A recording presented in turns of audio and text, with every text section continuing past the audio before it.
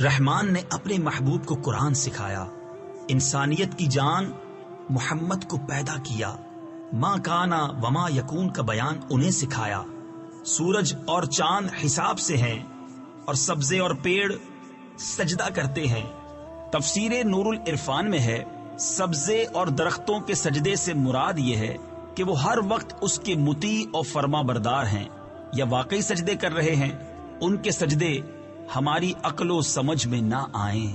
اور آسمان کو اللہ نے بلند کیا اور ترازو رکھی کہ تراز یعنی ترازو میں بے اعتدالی یعنی نا انصافی نہ کرو، اور انصاف کے ساتھ تول قائم کرو اور وزن نہ گھٹاؤ۔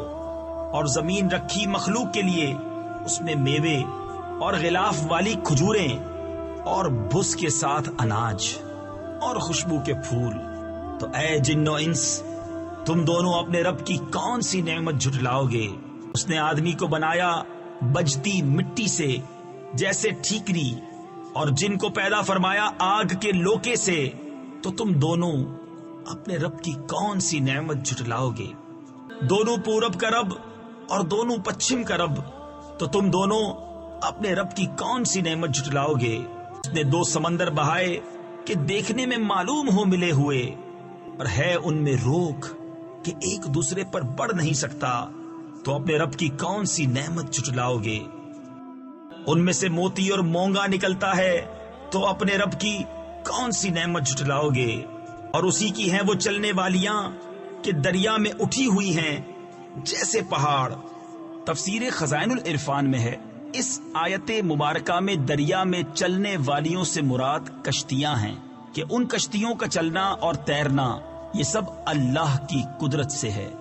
تو اپنے رب کی کون سی نعمت جھٹلاؤ گے؟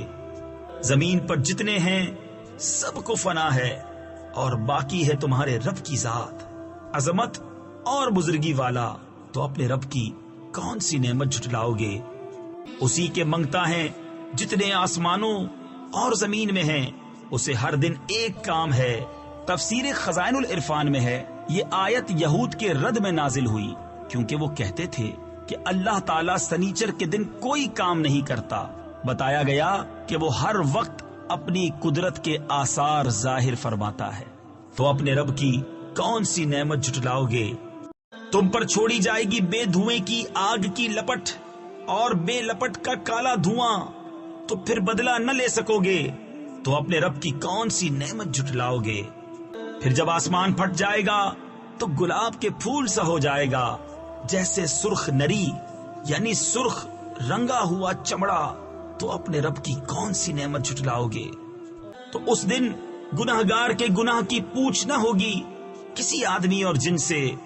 تفسیر خزائن العرفان میں ہے، اس کا مطلب ہے کہ اس روز فرشتے مجرموں سے دریافت نہ کریں گے، ان کی صورتیں دیکھ کر پہچان لیں گے، اور سوال دوسرے وقت میں ہوگا۔ تو اپنے رب کی کون سی نعمت جھٹلاؤ گے؟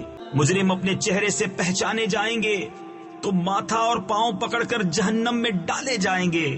تو اپنے رب کی کون سی نعمت جھٹلاؤ گے؟ یہ ہے وہ جہنم جسے مجرم جھٹلاتے ہیں، پھیرے کریں گے اس میں اور انتہا کے جلتے کھولتے پانی میں۔ تو اپنے رب کی کون سی نعمت جھٹلاؤ گے؟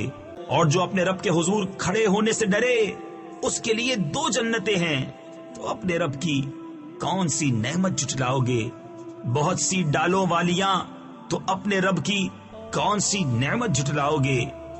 ان میں 2 چشمے بہتے ہیں، تو اپنے رب کی کون سی نعمت جھٹلاؤ گے؟ ان میں ہر میوہ 2 قسم کا، تو اپنے رب کی کون سی نعمت جھٹلاؤ گے؟ ایسے بچھونوں پر تکیہ لگائے جن کا استر کناویس کا، اور دونوں کے میوے اتنے جھکے ہوئے کہ نیچے سے چن لو۔ تو اپنے رب کی کون سی نعمت جھٹلاؤ گے؟ ان بچھونوں پر وہ عورتیں ہیں کہ شوہر کے سوا کسی کو آنکھ اٹھا کر نہیں دیکھتی، ان سے پہلے انہیں نہ چھوا کسی آدمی اور نہ جن نے۔ تو اپنے رب کی کون سی نعمت جھٹلاؤ گے؟ گویا وہ لعل اور مونگا ہیں، تو اپنے رب کی کون سی نعمت جھٹلاؤ گے؟ نیکی کا بدلہ کیا ہے مگر نیکی؟ تو اپنے رب کی کون سی نعمت جھٹلاؤ گے؟ اور ان کے سوا 2 جنتیں اور ہیں، تو اپنے رب کی کون سی نعمت جھٹلاؤ گے؟ نہایت سبزی سے سیاہی کی جھلک دے رہی ہیں تو اپنے رب کی کون سی نعمت جھٹلاؤ گے؟ ان میں 2 چشمے ہیں چھلکتے ہوئے تو اپنے رب کی کون سی نعمت جھٹلاؤ گے؟ ان میں میوے اور کھجوریں اور انار ہیں تو اپنے رب کی کون سی نعمت جھٹلاؤ گے؟ ان میں عورتیں ہیں عادت کی نیک صورت کی اچھی تو اپنے رب کی کون سی نعمت جھٹلاؤ گے؟